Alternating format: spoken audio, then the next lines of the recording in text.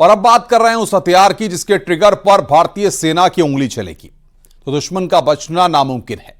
यह राइफल न सिर्फ नई तकनीक से लैस है बल्कि चुन चुनकर दुश्मनों को जहन्नुम पहुंचाने में भी माहिर है। अब AK-47 वाले आतंकी भी इसके सामने नहीं टिक पाएंगे और इसका नाम है AK-203। और सबसे बड़ी बात यह है कि यह राइफल उत्तर प्रदेश के अमेठी में बनी है।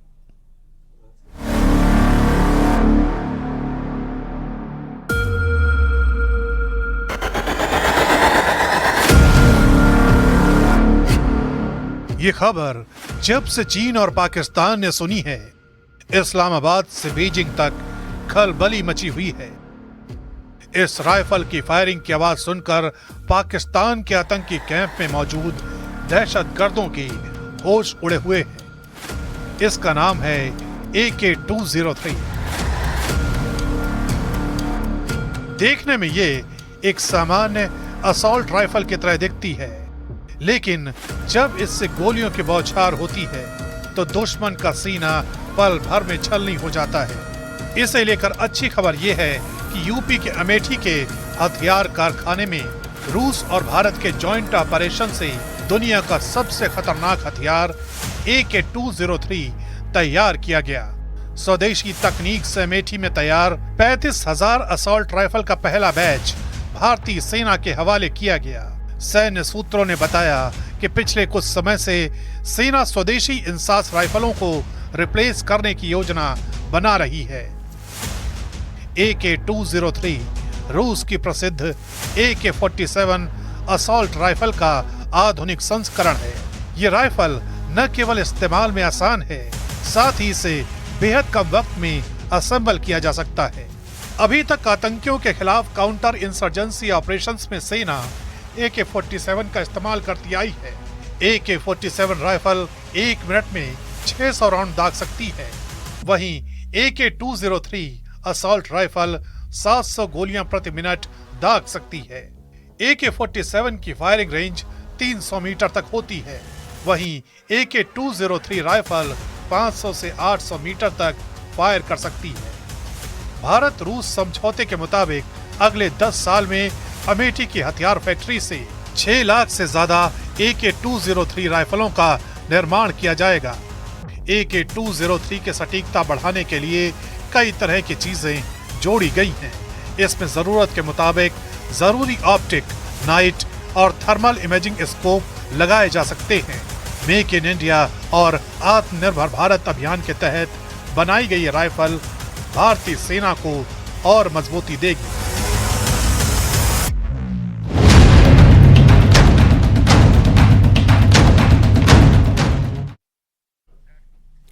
कोलकाता केस में आरजी कर अस्पताल के तत्कालीन प्रिंसिपल संदीप घोष पर सीबीआई ने शिकंजा कसना शुरू कर दिया है। सीबीआई चौथे दिन संदीप घोष से पूछताछ कर रही है क्योंकि प्रिंसिपल भी शक के घेरे में है। सीबीआई की टीम सच पता लगाने के लिए हर पहलुओं की जांच में जुटी हुई है। अब सीबीआई की एक टीम दरिंदगी के शिकार ट्रेनी डॉक्टर के घर पहुंची है। सीबीआई की टीम परिवार के लोगों से बातचीत करने में जुटी हुई है और इस टीम में 2 महिला अधिकारी भी शामिल हैं। सीबीआई की टीम परिवार के लोगों से ट्रेनी डॉक्टर की डायरी को लेकर सवाल करेगी। ट्रेनी डॉक्टर एक डायरी मेंटेन करती थी और उसकी फटी हुई डायरी पुलिस को मिली थी।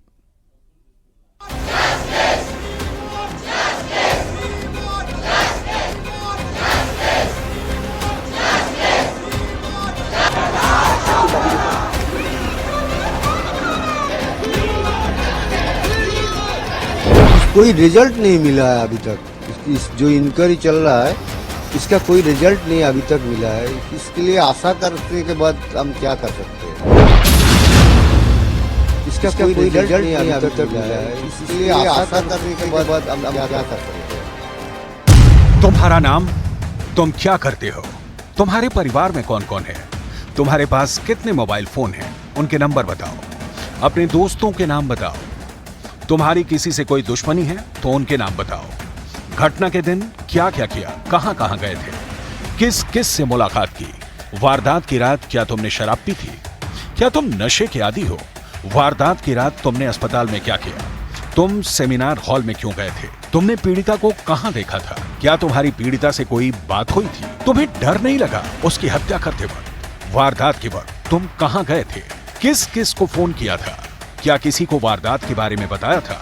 फोन वीडियो देखने की लत कब से है? ये वो सवाल हैं जो सीबीआई आरोपी संजय रॉय से साइकोलॉजिकल टेस्ट के दौरान पूछ सकती है। साइकोलॉजिकल टेस्ट क्या होता है? साइकोलॉजिकल टेस्ट कैसे होता है? साइकोलॉजिकल टेस्ट में क्या आरोपी पूरा सच उगल देता है?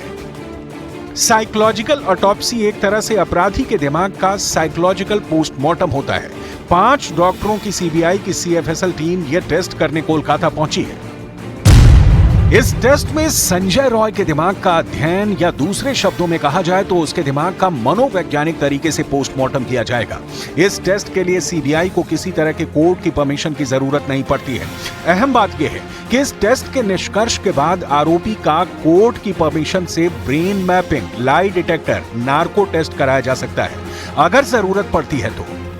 इस टेस्ट में सीबीआई लेपर्ड वॉइस एनालिसिस यानी झूठ पकड़ने के एक उपकरण में संजय रॉय की आवाज को डाल सकती है और उस वॉइस के जरिए यह पता करने की कोशिश कर सकती है कि आरोपी से जो सवाल पूछे गए हैं उनके जवाब देते वक्त क्या यह आवाज उसका सही जवाब दे रही थी। आरोपी संजय रॉय क्या वारदात को अंजाम देने वाला अकेला शख्स है? क्या संजय रॉय घटना से जुड़े राज छिपाने की कोशिश कर रहा है? क्या संजय रॉय पर किसी तरह का कोई दबाव है? इन सवालों के जवाब फिलहाल हवा में तैर रहे हैं। कहा तो यह भी जा रहा है कि संजय रॉय की डील डॉल ऐसी नहीं दिख रही कि वो ट्रेनी डॉक्टर को अकेले काबू कर सके, लेकिन सिक्के का दूसरा पहलू यह है कि संजय रॉय ने वारदात की रात शराब पी थी तो फिर वैश्यपन में सीमाएं टूट जाती हैं। मतलब घूम फिर कर ट्रेनी डॉक्टर के साथ हुई दरिंदगी केस की सुई वहीं पहुंच जाती है कि 8 और 9 अगस्त की दरमियानी रात को कोलकाता के आर्जीकर अस्पताल के सेमिनार हॉल में क्या हुआ था। संजय रॉय कैसे पकड़ा गया, यह समझना भी बहुत दिलचस्प है। संजय रॉय अक्सर आर्जीकर अस्पताल आता था, कभी किसी को भर्ती कराने, कभी किसी भर्ती कराए मरीज को देखने, लिहाजा वो अस्पताल के दूसरे स्टाफ से हिला मिला था, लिहाजा उस पर पहले तो किसी को शक नहीं हुआ। लेकिन पुलिस ने जब सीसीटीवी फुटेज खंगालना शुरू किया तो संजय रॉय एकमात्र वो शख्स दिखा जो अस्पताल का स्टाफ नहीं था। यही नहीं, वारदात की रात वो सेमिनार हॉल में एंट्री करते वक्त भी दिखा। पुलिस को शक हुआ, संजय रॉय को पुलिस ने पकड़ा और जब सेमिनार हॉल से मिले ब्लूटूथ ईयरफोन से संजय का मोबाइल कनेक्ट किया गया तो क्लियर हो गया कि संजय रॉय इस केस में इन्वॉल्व था। यही वजह है कि कोलकाता पुलिस ने केस को ओपन एंड शट केस मान लिया। लेकिन मामला इतने तक होता तो देश भर में डॉक्टर प्रदर्शन पर क्यों उतर आते?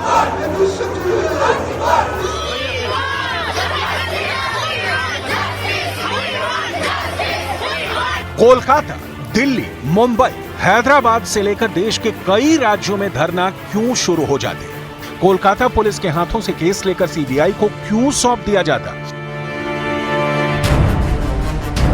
यहां यह समझना बहुत जरूरी है कि इस केस से जुड़ा जो दूसरा शख्स है जिसकी वजह से माना जा रहा है कि मामला उलझ गया है, आरजीकर अस्पताल का पूर्व प्रिंसिपल संदीप घोष।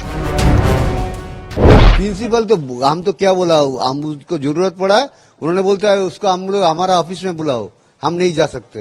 बाद में उन्होंने आया था लेकिन हम लोगों से बात नहीं किया। सीपी थोड़ा हमको क्या बोले मलहम लगाना जो है ना वैसे ही कर रहा था।